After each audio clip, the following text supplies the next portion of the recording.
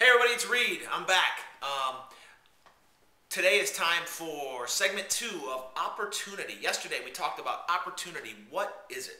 We talked about how it happens in different phases of your life. We also defined opportunity as the ability to make money in a worthwhile endeavor of your choosing. And nobody emailed me something better, so we're going to stick with that for right now. So this is going to be a 4-part series, maybe 5.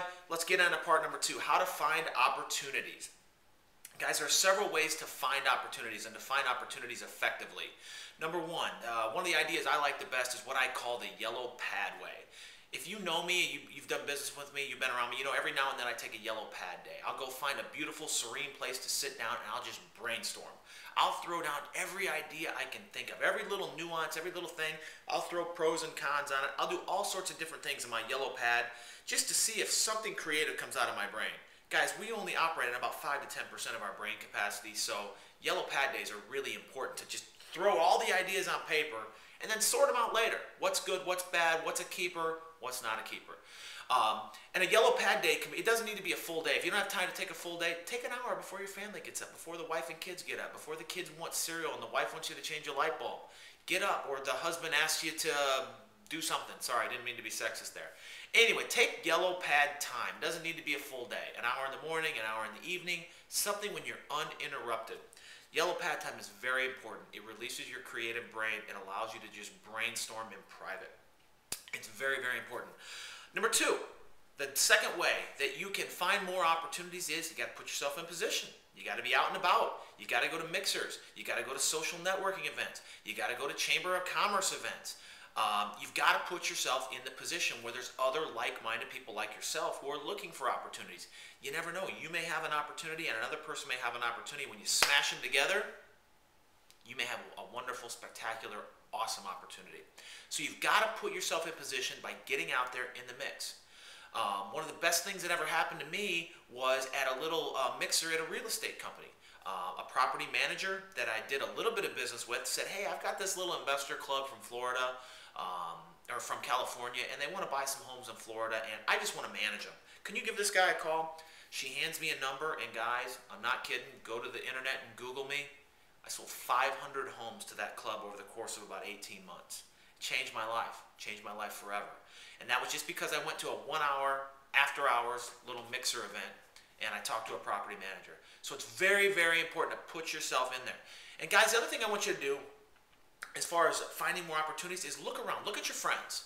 I always said, and I don't know where I heard this, but I'm a true believer in that you are an average of the 5 people you hang around the most, or your 5 best friends. If you've got 2 or 3 of your best friends, the people you hang around with the most, that are destructive personalities, they don't get along with anybody, they're grumpy, they think everything's bad and negative and gloomy, guys, you probably need to make them a smaller part of your life. You need to move some better personalities into that circle. So keep that circle of 5 people clean and without negativity. You have to put yourself in the right mindset. You've got to be open, honest, listening, realistic, and you've got to have those types of people around you so your mind is willing to be open and to be creative. And when you have a little bit of an opportunity thought, you can make it expand. So that's what you got to do, guys. Number 1, yellow pad. Number 2, put yourself in position. Way number 3, you got to be okay with being uncomfortable. Sometimes opportunities are uncomfortable. You have a great idea, but that's not really what I do. Well, you know what? If it's a great idea, maybe you should start doing it. When I moved to Florida, I was a terrible golfer.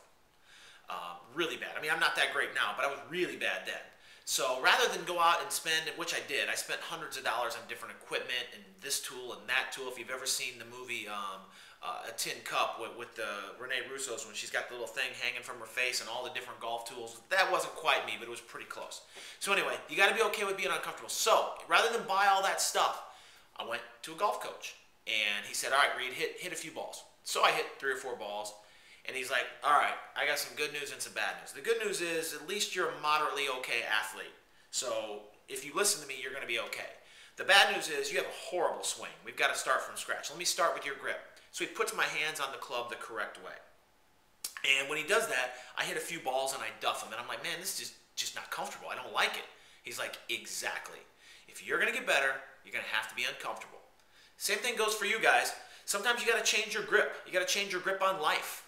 So It's okay to be uncomfortable. If you find a business opportunity or you have an idea or this, that, or the other, it's going to be uncomfortable.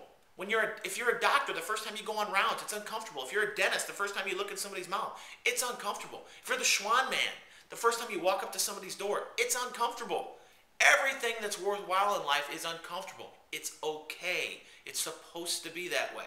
So when you have that great new idea, just count on it being uncomfortable, and anything better than that is just a bonus. Being uncomfortable is, like I said, it's all right, because the definition of insanity, guys, is doing the same thing over and over again and expecting a different result.